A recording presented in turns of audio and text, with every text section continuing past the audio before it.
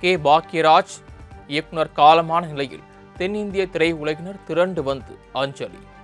இயக்குநர்கள் பார்த்திபன், பாண்டியராஜ், மணிரத்னம், பி. வாசு, லோகேஷ் கனகராஜ், நடிகர்கள் ராதாரவி, பிரபு உள்ளிட்ட ஏராளமானோர் பாக்யராஜை கண்டு உருக்கம்.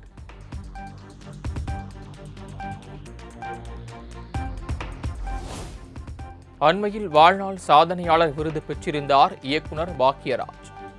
பிலிம்பேர் விருது, சைமா விருதுகளையும் பெற்றும் சாதனை.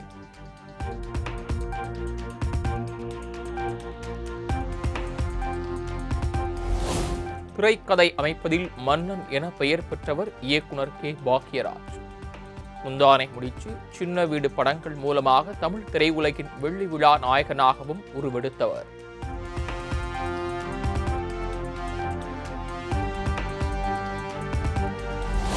தனது கலை உலக வாரிசு என எம்ஜிஆரால் புகழாரம் சூட்டப்பட்டவர் இயக்குனர் கே. பாக்யராஜ்.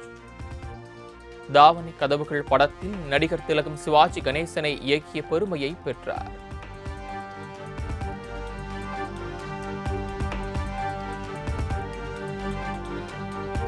முன்னாள் முதலமைச்சர் எம்ஜிஆர் வாயிலாக கலை உலக வாரிசு என அறிவிக்கப்பட்டவர் கே. பாக்யராஜ். முந்தானை முடிச்சு படத்தின் வெள்ளி விழாவின் போது பாக்யராஜ் குறித்து எம்ஜிஆர் பேசிய பழைய வீடியோ இணையத்தில் வைரல்.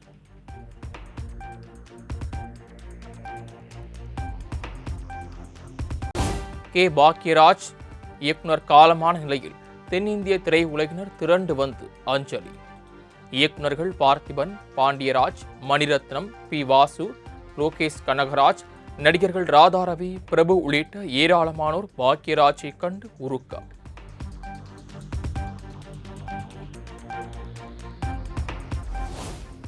அண்மையில் வாழ்நாள் சாதனையாளர் விருது பெற்றிருந்தார் இயக்குனர் பாக்யராஜ். பிலிம்பேர் விருது, சைமா விருதுகளையும் பெற்றும் சாதனை.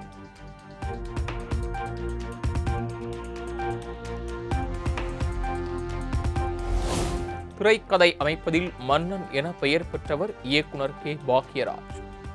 முந்தானை முடிச்சு, சின்ன வீடு படங்கள் மூலமாக தமிழ் திரையுலகின் வெள்ளி விழா நாயகனாகவும் உருவெடுத்தவர்.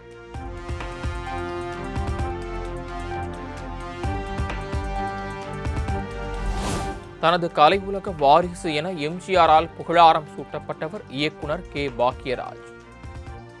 தாவணி கதவுகள் படத்தில் நடிகர் திலகம் சிவாஜி கணேசனை இயக்கிய பெருமையை பெற்றார்.